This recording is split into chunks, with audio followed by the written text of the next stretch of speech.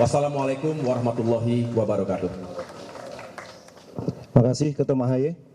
Teman-teman, silakan jika ada pertanyaan, 3 pertanyaan fokus pada apa yang disampaikan oleh Mas AHY tadi. Untuk isu-isu lain nanti menyusul. Silakan, kita paling kanan dulu, Tatang, Kompas. Silakan, Mbak, ya. Oh, Kompas TV. Nah, belakangnya tadi siapa? Hah? Oke. Satu lagi? Oke, 3 ya. 1, 2, 3 ya. Oke.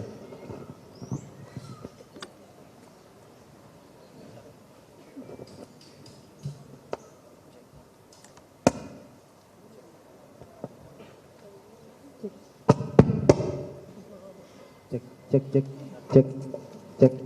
Ya. Cek.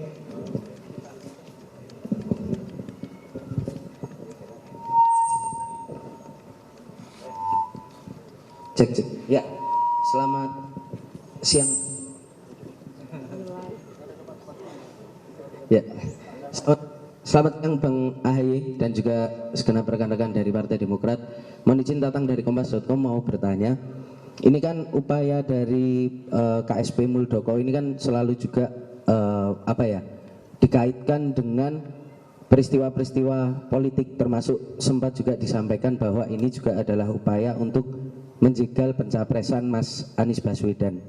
Nah, kemudian juga selama 2 tahun lebih Demokrat, banyak dari kita merasa bahwa upaya yang dilakukan KSP Muldoko ini juga salah satu langkah politik agar supaya Demokrat ini pergerakannya bisa dikontrol oleh istana, seperti itu. Ada anggapan-anggapan seperti itu. Nah, melihat kemarin akhirnya MA menolak PK dari KSP Muldoko ini, sebenarnya apakah dari pihak Demokrat, entah Mas AHY ataupun Pak SBY, sebenarnya pernah juga berkomunikasi dengan Pak Jokowi atau membahas tentang ini, atau mungkin menitipkan pesan-pesan dari orang-orang sekitar lingkaran istana? Akhirnya yang kedua yang mau saya tanyakan kemudian adalah, apakah kemudian Mas AHY merasa bahwa putusan MA ini pure urusan hukum atau akhirnya juga berhasil karena lobby-lobby politik yang dilakukan juga oleh Partai Demokrat? Seperti itu. Terima kasih.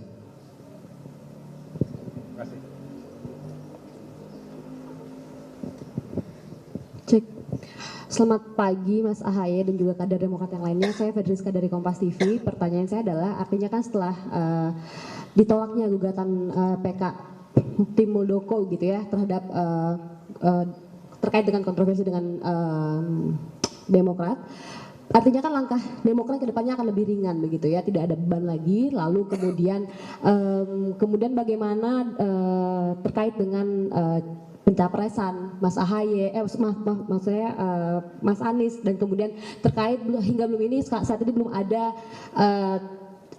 terkait cawapres, kan banyak yang mendukung Mas AHY ini begitu. Nah, kemudian terkait dengan isu yang kita dengar juga ada usungan terhadap Mbak Yeni Wahid. Nah, ini bagaimana Mas tanggapannya terkait hal ini? Terima kasih. Siapa namanya tadi, Mbak? Fedriska, Mas. Fedriska. Ya. Selamat siang Mas AHY, selamat siang semuanya.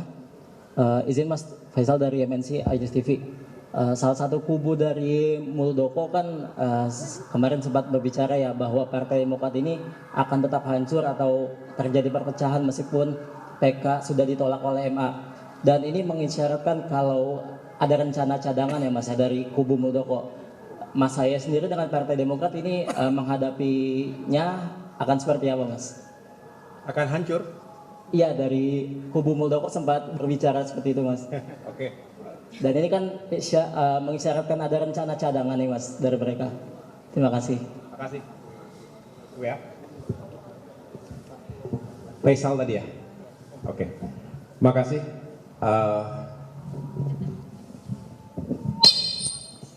Mas Tatang ya, pertama tadi terima kasih atas pertanyaannya. Setelah ditolaknya PK KSP Muldoko ini, apakah kemudian berpengaruh pada bisa dikatakan dinamika dan konstelasi politik berikutnya? Harusnya ada, karena ini bukan sesuatu yang biasa-biasa saja. Jadi pasti ada dampak dan tentu kami berharap dampak itu positif buat kami. Yang jelas saya sampaikan tadi secara internal kami makin kuat, makin yakin, dan hanya ada upaya saat ini untuk bisa berbuat yang terbaik menyongsong pemilu 2024.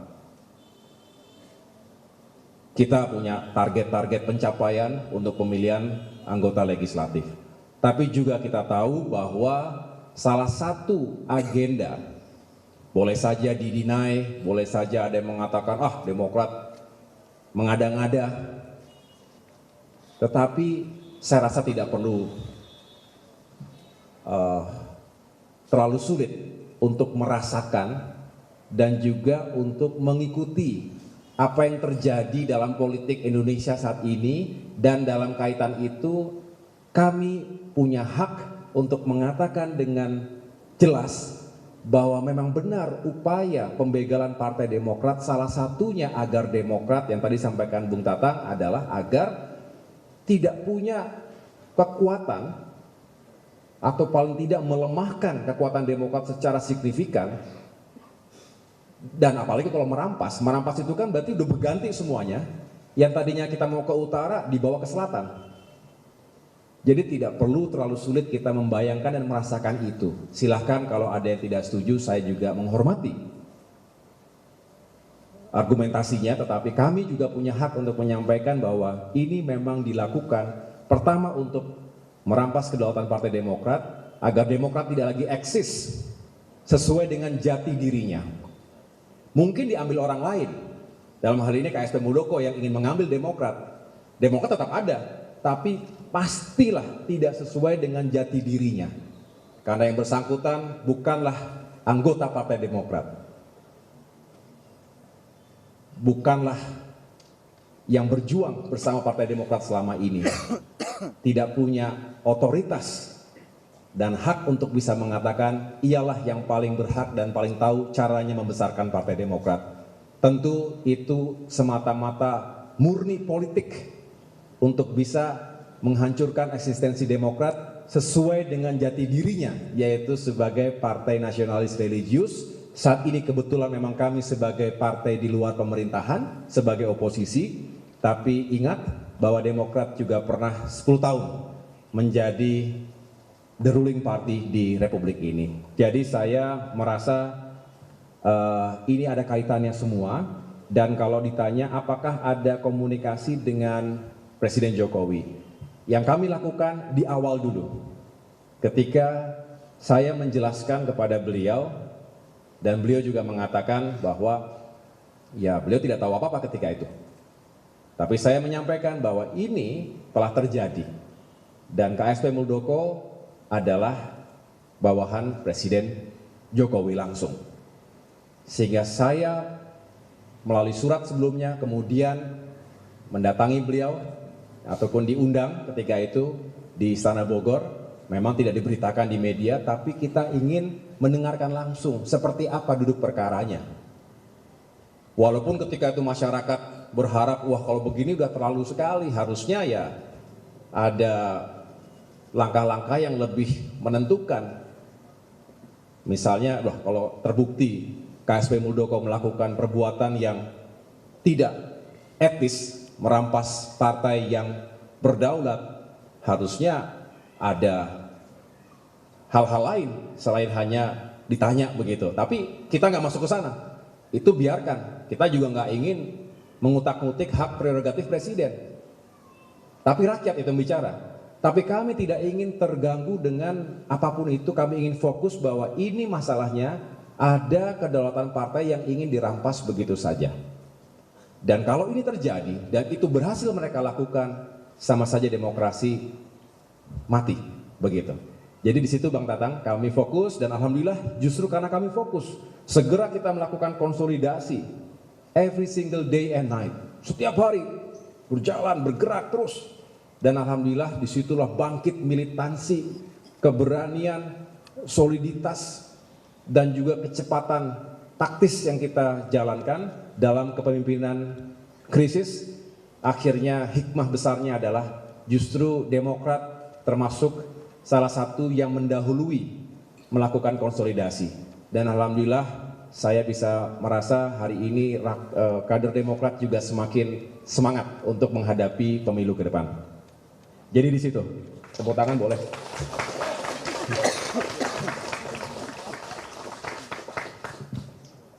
Ini saya juga tidak lupa mengucapkan terima kasih. Nggak apa-apa ya, agak angkat sedikit ya. Sama kan kenanya kan? Ya. Kecuali saya teduh, yang ini panas enggak kan? Nggak apa-apa. Keringetan dikit. Jadi begini teman-teman, kami juga tadi bukan hanya menyampaikan terima kasih kepada kader, tapi kepada seluruh rakyat.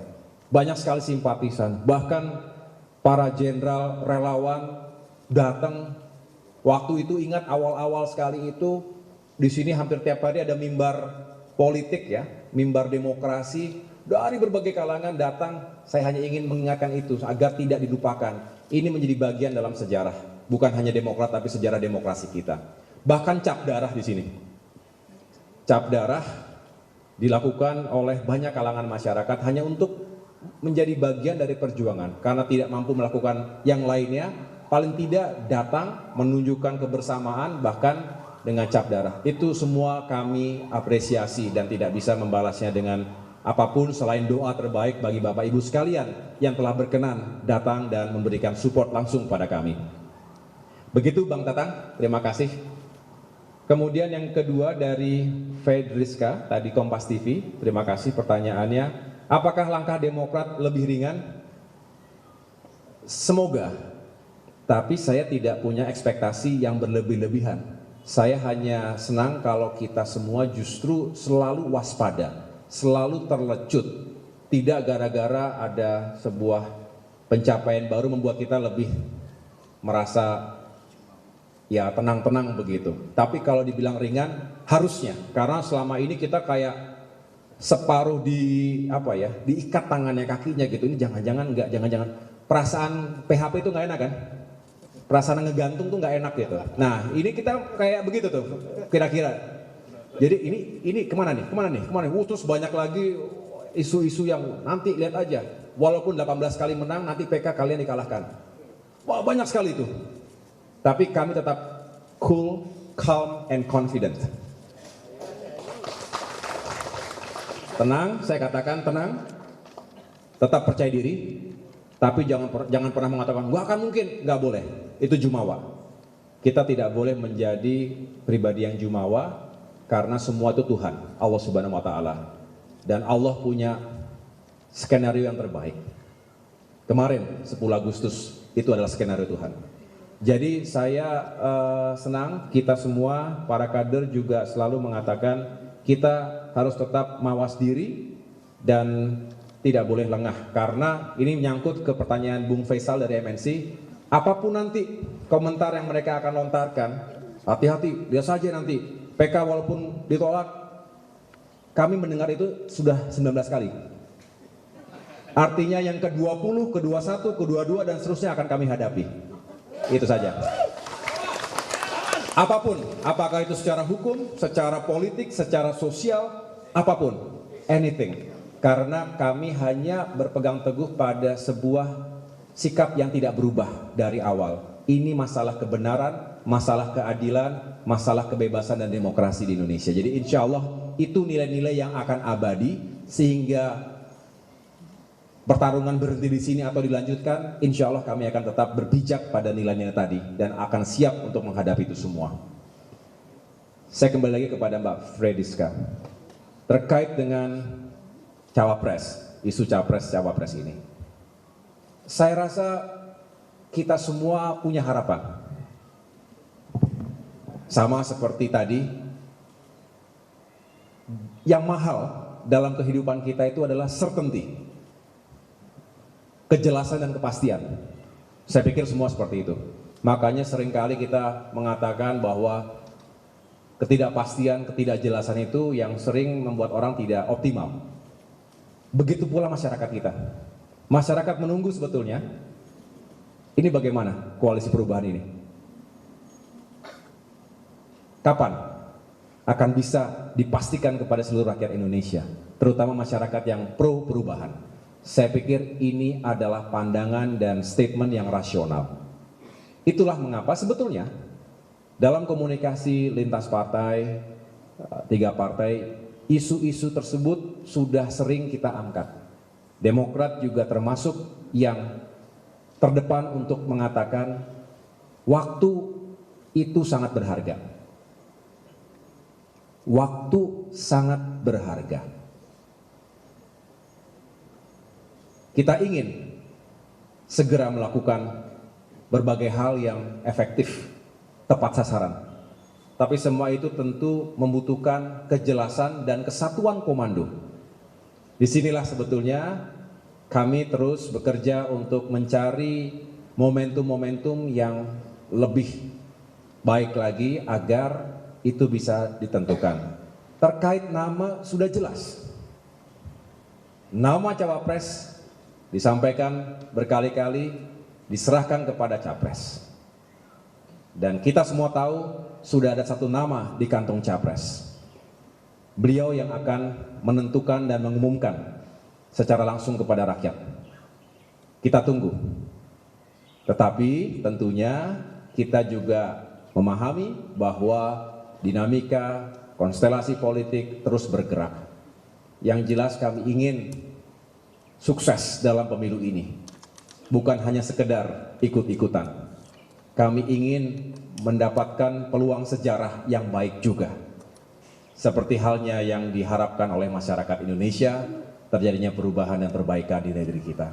Jadi mudah-mudahan saya tidak ingin masuk ke wilayah siapanya karena sudah dijelaskan sebelumnya, termasuk juga oleh capres kita. Semoga pada saatnya segera diumumkan. Kira-kira begitu. Clear? Kenapa? Karena dari jawaban Mas Ahaye ini saya makin penasaran nih Mas soal certainty tadi. Ini kan masih belum ada kejelasan gitu dan kemudian kemarin Mbak Puan juga datang ke biar buku gitu. Ini ada godaan-godaan nggak sih Mas? Jawabannya bikin saya makin penasaran. Iya. Politik harus bikin penasaran memang. Kata menggoda mungkin terlalu keras ya. Yang jelas kami saling berkomunikasi dengan baik. Bersilaturahim itu harus, apalagi kalau hubungannya sebetulnya baik-baik saja. Seringkali itu kan persepsinya dan lain sebagainya terhadap isu tertentu, tapi hubungan kami, saya termasuk dengan para tokoh lainnya, sebetulnya baik-baik saja. Nah, semua juga masih dalam dinamikanya masing-masing. Saling intip boleh. Saling intip. Gimana di sana? Kalau di sini gimana? Ya itulah komunikasi. Itulah bagian dari kita membuka peta yang mungkin belum diketahui sebelumnya. Karena politik pada akhirnya harus membawa kita pada tujuan. Nah, tujuan kita ingin sukses dulu, baru bisa melakukan perubahan dan perbaikan ataupun hal-hal yang kita anggap baik. Harus sukses dulu, harus menang dulu. Itulah pilihan Demokrat, kami ingin sukses dan menang dalam pemilu 2024 hingga kami bisa kembali ke pemerintah nasional menjalankan misi dan tugas yang selayaknya kita jalankan sebagai partai yang pro rakyat, yang pro demokrasi dan pro keadilan. Di situ. Jadi kalau ditanya goda-menggoda, saya pikir belum sampai sana dan kita masih saling menghormati satu sama lain. Posisinya juga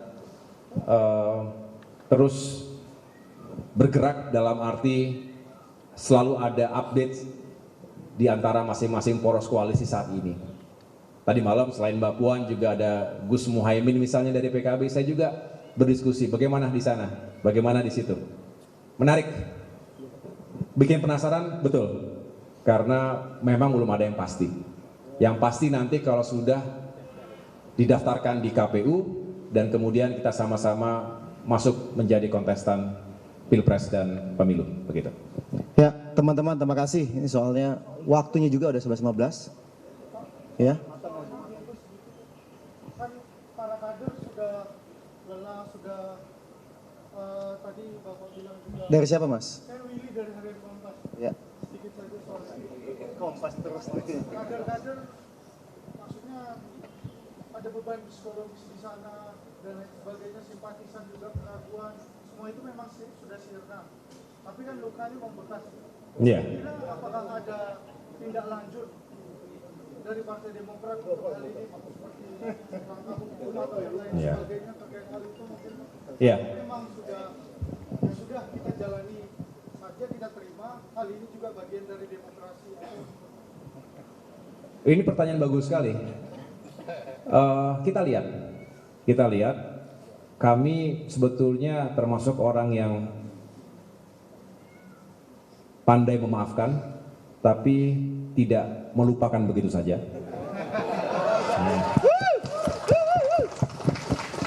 Para kader juga demikian. Ya. Saya nggak tahu di sana bagaimana. Itu kami seperti itu. Saya memilih untuk memaafkan tapi tidak melupakan, dan bagian tidak melupakan itu banyak aspeknya.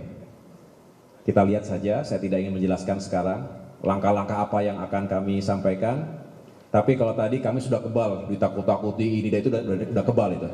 Yang jelas kami juga punya inisiatif, punya sesuatu yang akan dijalankan.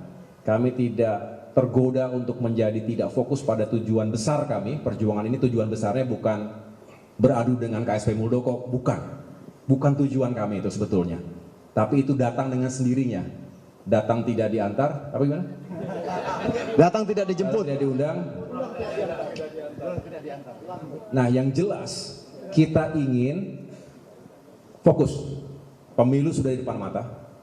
Waktunya tinggal 200-an hari lagi. Yang jelas kader-kader harusnya makin semangat. Makin semangat ya? Makin semangat. Kita cek kader-kader di daerah. Saya berharap yang semangat bukan yang di Jakarta saja, tapi juga di seluruh wilayah Indonesia. Nah, kalau itu yang terjadi, artinya justru kita bisa melipat gandakan semangat dan perjuangan kita menuju pemilu 2024. Tapi good question tadi. Saya akan pertimbangkan dan kita lihat nanti seperti apa. Yang jelas saya bukan termasuk orang yang mudah pecah konsentrasi, mudah pecah fokus. Kalau hanya itu tujuan mereka untuk membuat kita gagal fokus, mereka keliru menilai kita. Kita tetap fokus pada pemilu, pilpres, dan pileg. Selebihnya kita anggap sebagai noise yang harus kita bisa tepis. Begitu. Cukup ya teman-teman ya.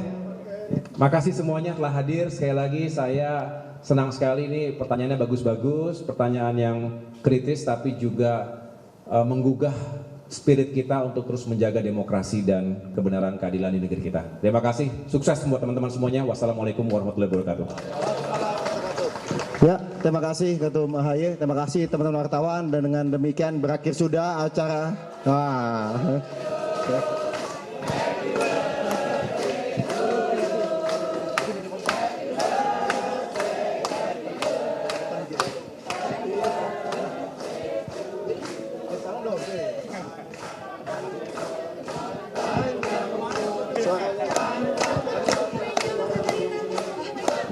Serta mulia, serta mulia.